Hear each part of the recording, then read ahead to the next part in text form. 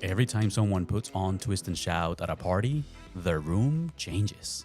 You know it, you've seen it, you've felt it.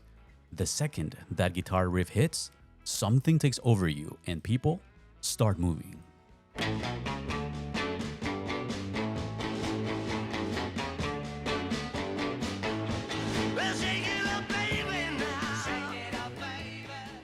But here's what almost nobody knows. The Beatles didn't write that song. But not only that, they didn't even think it was important enough to release as a single in the UK. And the man who actually wrote it, it was a dying kid from the Bronx who had been told he wouldn't live past 21.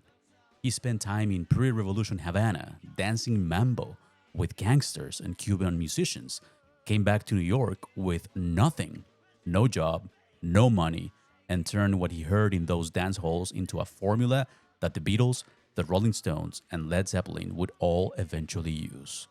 There's something particular about the Beatles recording. They did it in one take. Not because they were brilliant that day, but because John Lennon had such a terrible cold that by the time they got to the song, after 13 hours in the studio, he had almost no voice left. And that raw, raspy, barely hanging on scream you hear, that's what made it legendary.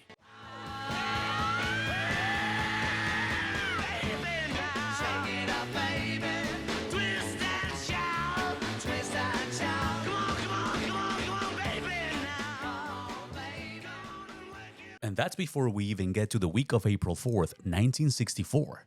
The week the Beatles held the top 5 positions on Billboard at the same time, something that has never happened again in the history of recorded music.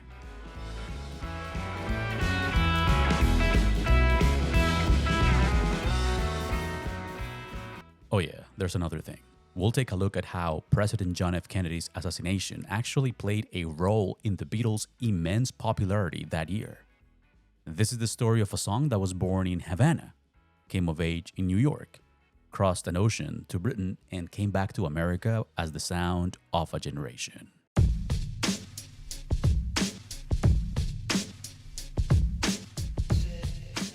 Welcome to Uncovering the Cover, the podcast that explores the hidden stories behind music's greatest transformations.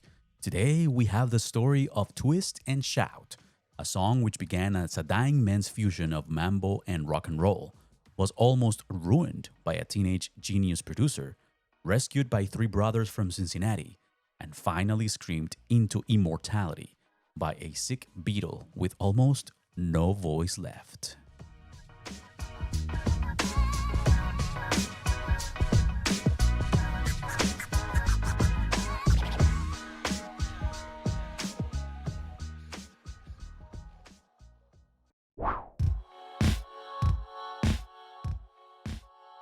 "57 years ago, one of the most danceable tunes in rock and roll made us shake it up, baby, now."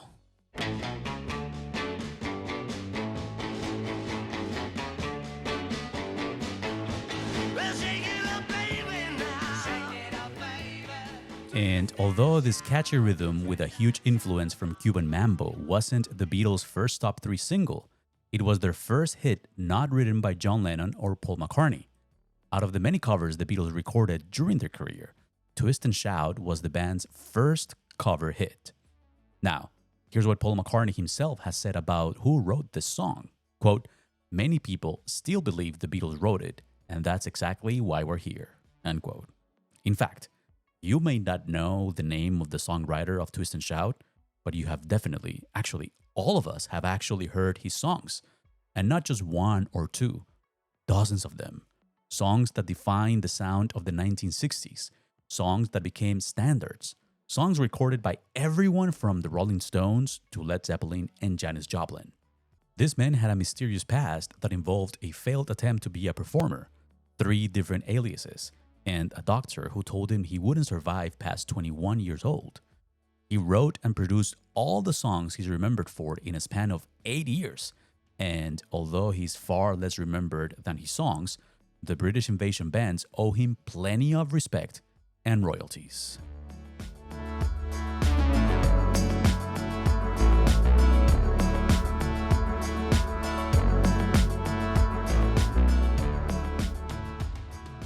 So, who is this man?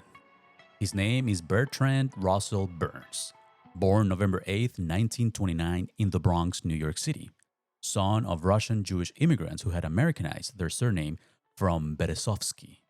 As a child, Berns contracted rheumatic fever, a condition that permanently damaged his heart valves. The doctors were not optimistic. At the time, there was no open heart surgery and there were no real treatment options. He was, by medical logic, living on borrowed time. But here's the thing about someone who's been told the clock is running out. They either stop or they run faster. Bert Berns ran faster.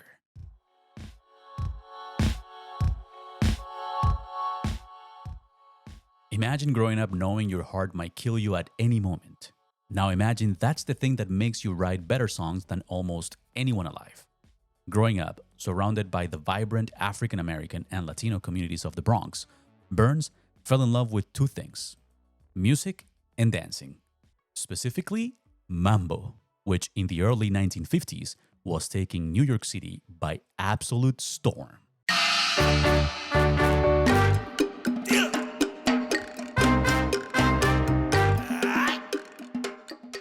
To understand the mambo explosion in New York, we have to understand what was happening between Cuba and the United States in the years right after World War II. Cuba, under the Fulgencio Batista regime, was thriving on the surface. Havana was the playground of wealthy Americans, Hollywood stars, and also organized crime. A Russian American named Meyer Lansky ran the casinos along the Malecon. Alfred Hitchcock and actor William Holden gambled there. Ernest Hemingway drank there. Havana was, as music critic Joel Selving later wrote, basically New York with beautiful weather and pristine beaches.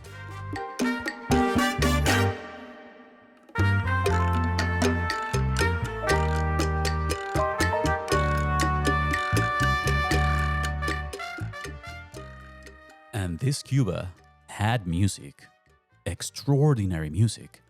It was the birthplace of mambo, or as one of its creators, Arsenio Rodriguez, called it, ritmo del diablo, the devil's rhythm, a form that had been developing in Havana through the 1930s and exploded into a dance craze in the United States through the 1950s, especially in New York, where Cuban and Puerto Rican immigrants had built dance clubs and ballrooms from East Harlem to Washington Heights. Tito Puente, born in New York of Puerto Rican parents, a veteran of the U.S. Army, a Juilliard graduate on the GI Bill, took mambo to mainstream American audiences so thoroughly that he was often mistakenly identified as Cuban. Pérez Prado, the great Cuban pianist, popularized Mambo No. 5 across Europe and the Americas. Tito Rodriguez made New Yorkers dance to boleros that made them cry.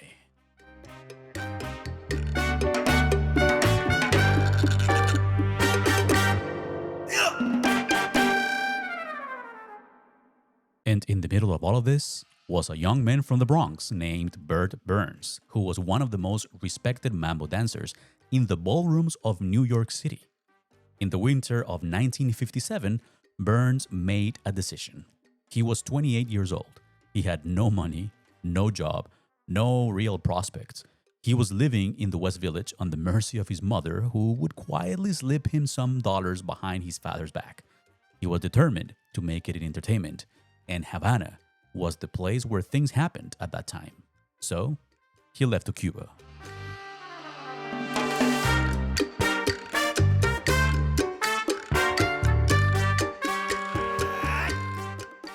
In Havana, Berns drank an excessive amount of rum, smoked pot, and reportedly slept on the beach at least once or twice.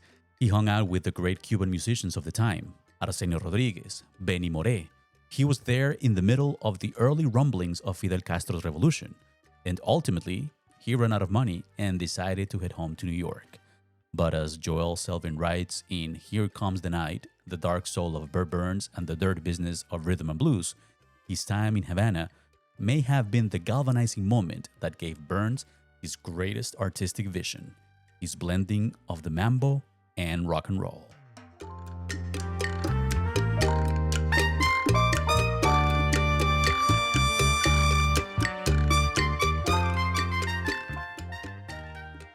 Back in New York, 2 years later, at age 30 in 1960, Berns took his first job in the music industry.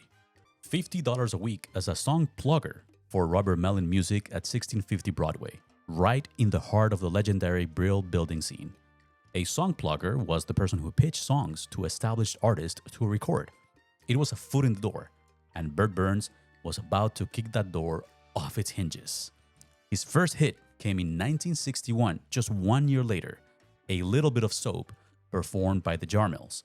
Then Tell Him, recorded by the Exciters, which hit number 4 on the Billboard Hot 100 in January 1963.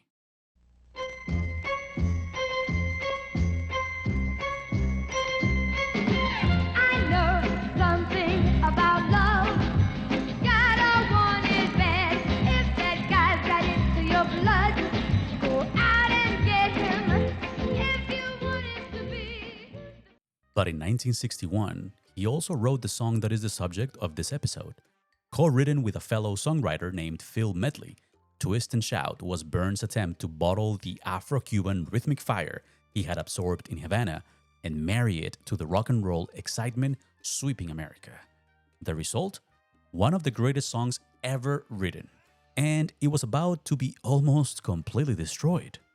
A 22-year-old whiz kid named Phil Spector was about to get his hands on Twist and Shout, and Bert Berns was going to watch in horror as one of music's most celebrated young producers turned his masterpiece into a flop. What happened next would force Berns to prove beyond any doubt that he knew exactly how the song should sound. That's coming up.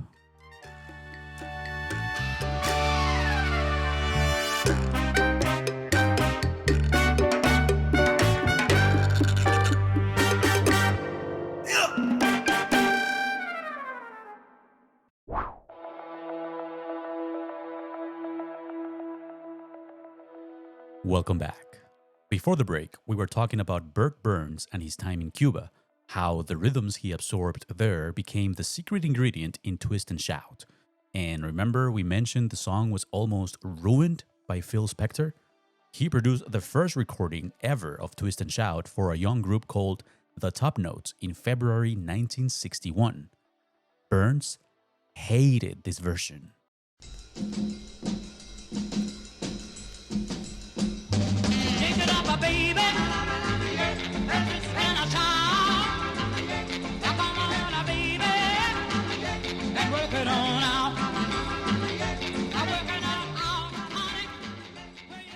Very different from what we know, huh? So Berns decided to prove his point. 1 year later, in 1962, he produced the song himself for a rhythm and blues group from Cincinnati, Ohio, called the Isley Brothers. Now, the Isley Brothers, O'Kelly, Rudolph, and Ronald Isley, had been recording since the late 1950s without a major breakthrough. They were talented, versatile, and hungry. When Berns brought them Twist and Shout, they honestly didn't think it was strong enough for the A-side of their single. They planned to make it the B-side, buried behind a song called Make It Easy on Yourself. Thankfully, wiser heads prevailed, and Twist and Shout was released as the lead single in June 1962 on One Records. Within weeks, it climbed to number 17 on the Billboard Hot 100, the Isley Brothers' first ever top 20 hit, and it defined their fast-paced, high-energy live performance style for years to come.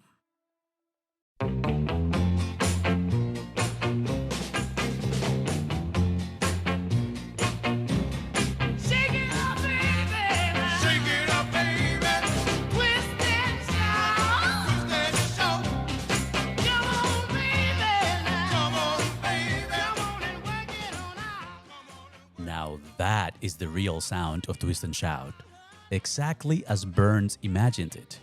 You can hear the mambo underpinning driving everything forward. The clave rhythm is in there. The call and response from gospel.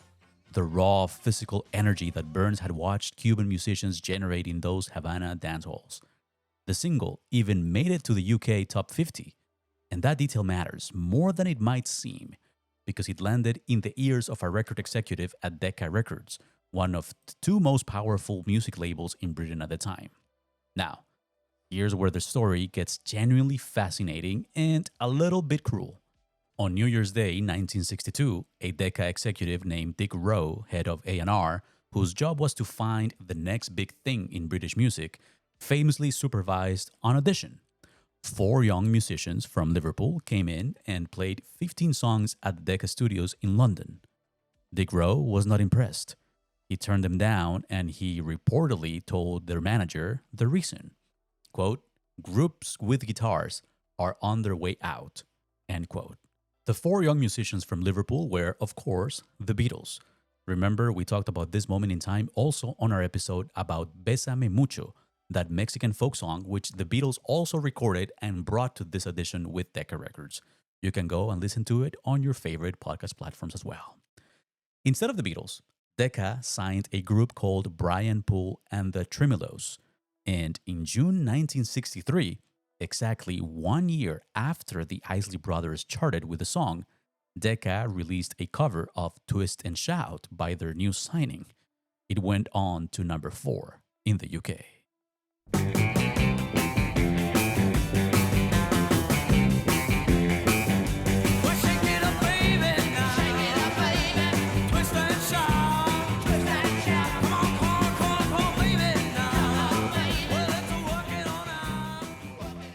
The same label that turned down the Beatles was now having a top 5 UK hit with the song the Beatles would make immortal. Very ironic. You genuinely cannot make this stuff up. The success of that cover had an important side effect. It brought Bert Berns to London. His publisher, Robert Mellin, arranged for Berns to travel to England to produce sessions for Decca Records, making Berns the first American record producer to ever work in British studios. He would return to London twice more in the following years, working with Van Morrison's group, Them, and producing the UK hit Here Comes the Night. But all of that was made possible by the success of Twist and Shout. And then, this happened.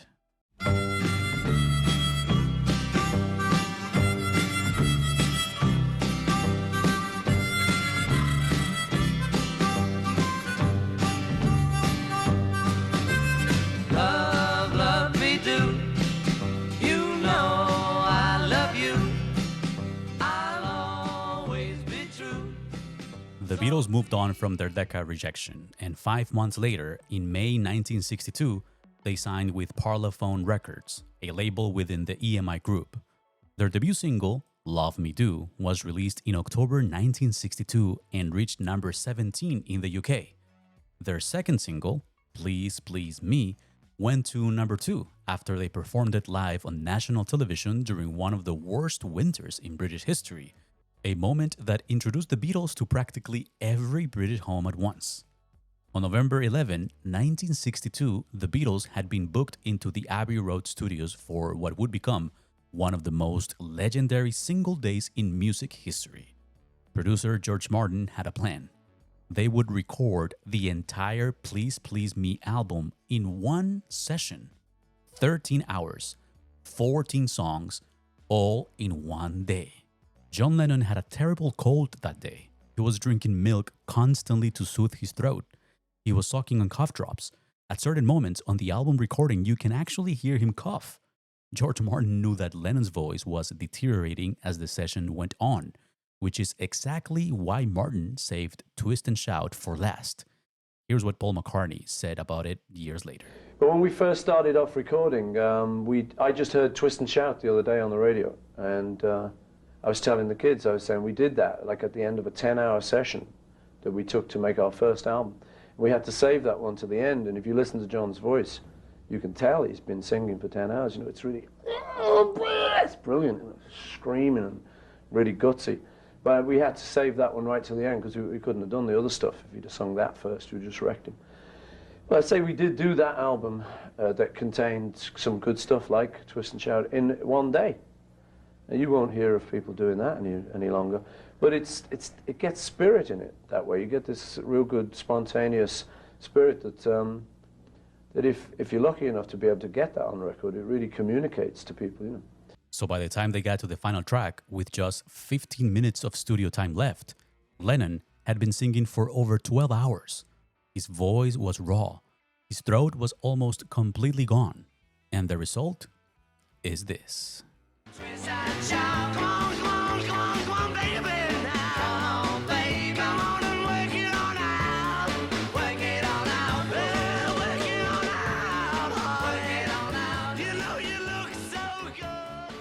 That raspy, broken, searing scream you're hearing is not a studio effect.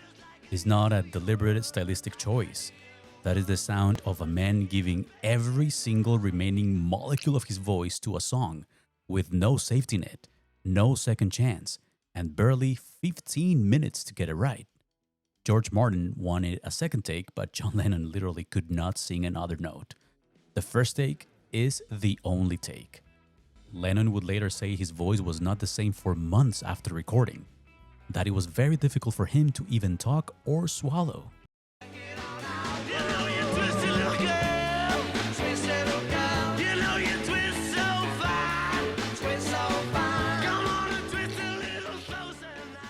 Twist and Shout was included in the UK album Please Please Me, released in March 1963.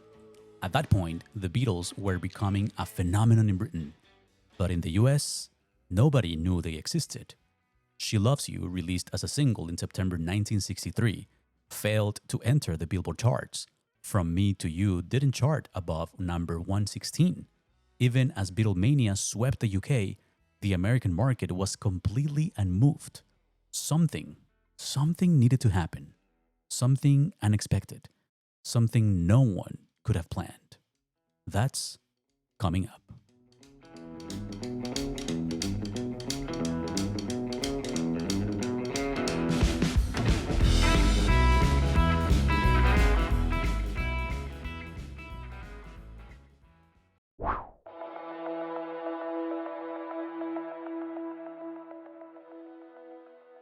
Welcome to the final act of our story, and this is where it all comes together. On November 22nd, 1963, around 1:30 p.m. Eastern Time, a CBS breaking news bulletin interrupted the soap opera As the World Turns. A few minutes later, Walter Cronkite, the most trusted man in television, came on camera and announced to the world that President Kennedy had been shot and killed in Dallas, Texas.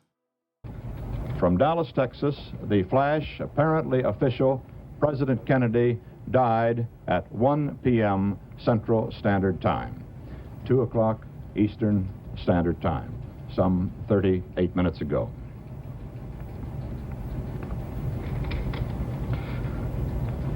Vice President Lyndon Johnson has left the hospital in Dallas, but we do not know to where he has proceeded. Presumably, he will be taking the oath of office shortly and become the 36th President of the United States. The nation went into shock. Scheduled programming was suspended.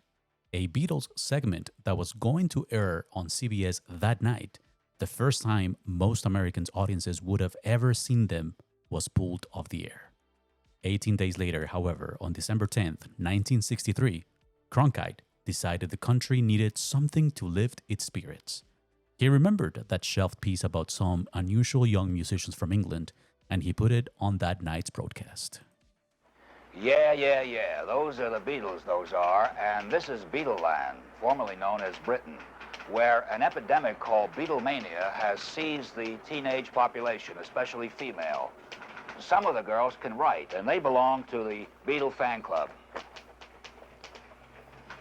The Beatles sound like insect life, but it's spelled B-E-A-T, beat. And these four boys from Liverpool with their dish mop hairstyles are Britain's latest musical and, in fact, sociological phenomenon.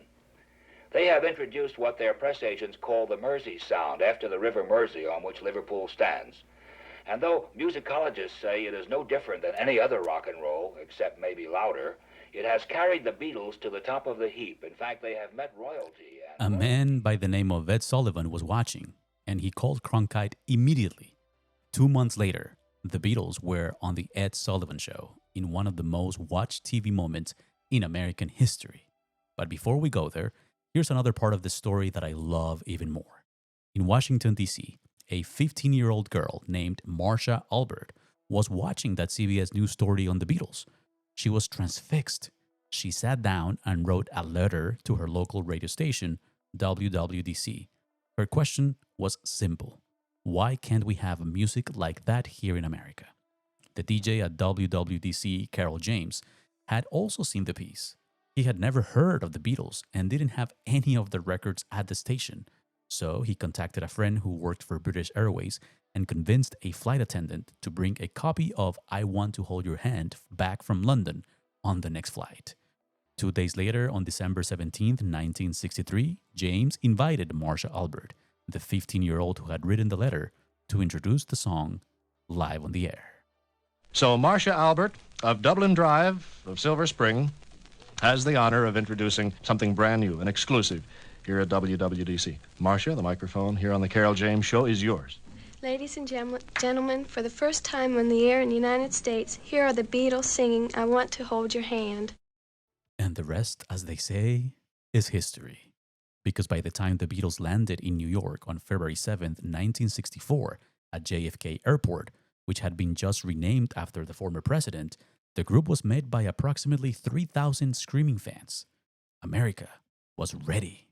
They performed on The Ed Sullivan Show on February 9th to an audience of 73 million viewers. The British invasion had officially begun. Now, yesterday and today, our theater's been jammed with newspapermen and hundreds of photographers from all over the nation, and these veterans agree with me that the city never has witnessed the excitement stirred by these youngsters from Liverpool who call themselves the Beatles. Now, tonight, you're going to twice be entertained by them. Right now, and again in the second half of our show. Ladies and gentlemen, the Beatles!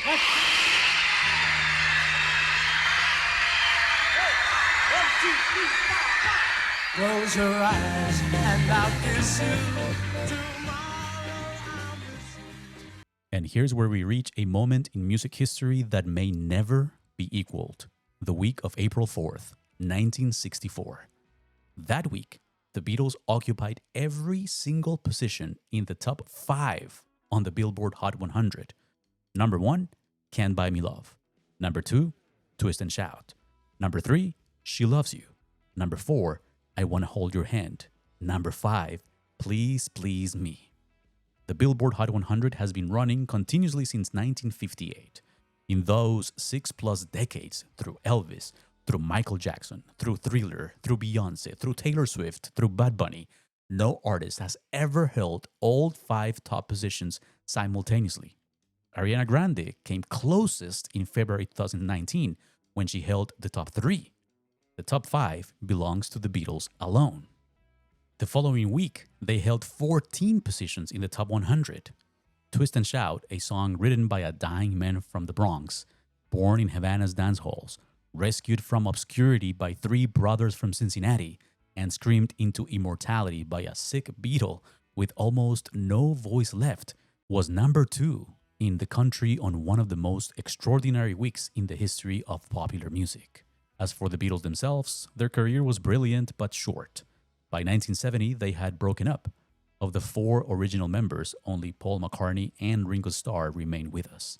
George Harrison died of lung cancer in 2001 at age 58. And John Lennon, the man who gave his voice completely to Twist and Shout, was assassinated outside his New York City apartment on December 8th, 1980. Americans found out about Lennon's death not during a news broadcast, but on the air during Monday Night Football on ABC. The announcer interrupting coverage of a Patriots-Dolphins game to break the news. Seconds tick off to give Miami no opportunity whatsoever. Timeout is called. 3 seconds remaining. John Smith is on the line, and I don't care what's on the line, Howard. You have got to say what we know in the booth. Yes, we have to say it. Remember, this is just a football game, no matter who wins or loses. An unspeakable tragedy confirmed to us by ABC News in New York City. John Lennon, outside of his apartment building on the west side of New York City, the most famous perhaps of all of the Beatles, shot twice in the back, rushed to Roosevelt Hospital, dead on arrival. Hard to go back to the game after that news flash, which in duty bound we had to take. Frank? The next day, Walter Cronkite, the same man who introduced the Beatles to America in December 1963, ran a full report on John Lennon's death. The circle tragically closed. And as for Bert Berns, the man who started all of this, he died on December 30th, 1967 of heart failure. He was 38 years old. His youngest child was only 2 weeks old. In only 7 years in the music business, he had 51 hits on the charts, discovered Neil Diamond and Van Morrison, produced Solomon Burke, Benny King, The Drifters, and dozens more. Led Zeppelin recorded a tribute to him for their debut album, Tribute to Bert Berns, later released as Baby Come On Home in 1993. Paul McCartney has said publicly that Bert Berns deserves to be elevated to his rightful place in music history. He was inducted into the Rock and Roll Hall of Fame in 2016 and into the Songwriters Hall of Fame in 2024. Better late than ever. And in 2010, Twist and Shout was inducted into the Grammy Hall of Fame. The man who was told he'd die young managed, in the years he had, to write some of the most enduring music of the 20th century. The kid from the Bronx who danced mambo in Havana left behind songs that will be played for as long as people want to move their bodies and feel something.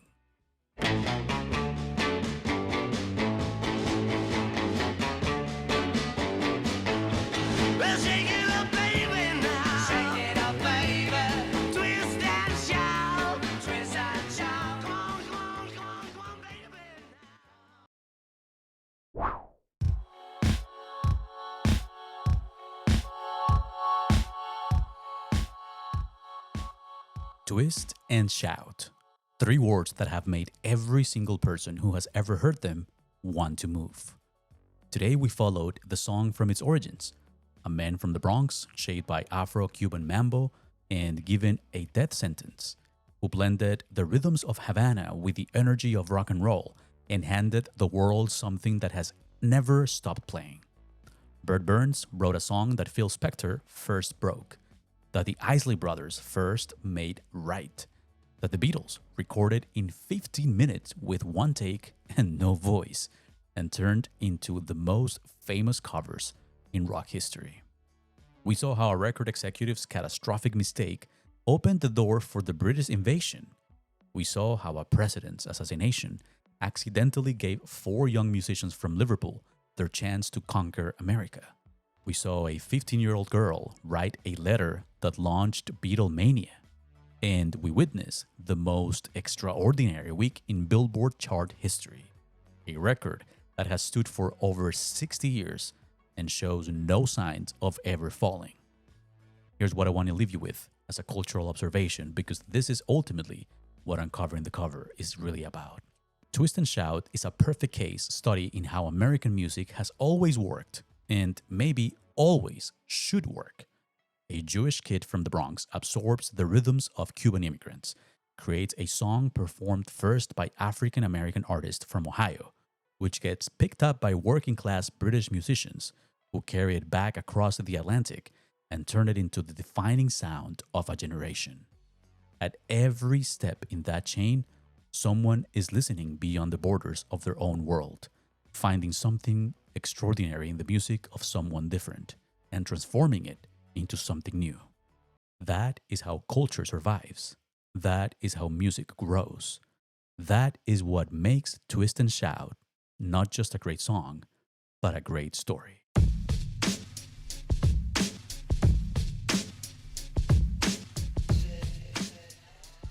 This has been Uncovering the Cover, Twist and Shout, the biggest song the Beatles didn't write. If you enjoyed this episode, please share it with a friend who also enjoys music culture, because our culture is best preserved when music is shared. Subscribe, follow us, and review us so we can reach more music culture fans. Follow us on Instagram and TikTok and let us know which song you'd like uncovered next. You can go to our website, which is linked in the show notes, to find a transcript and all the information regarding this episode. Uncovering the Cover brings you the hidden stories behind music's greatest transformations. Until next time.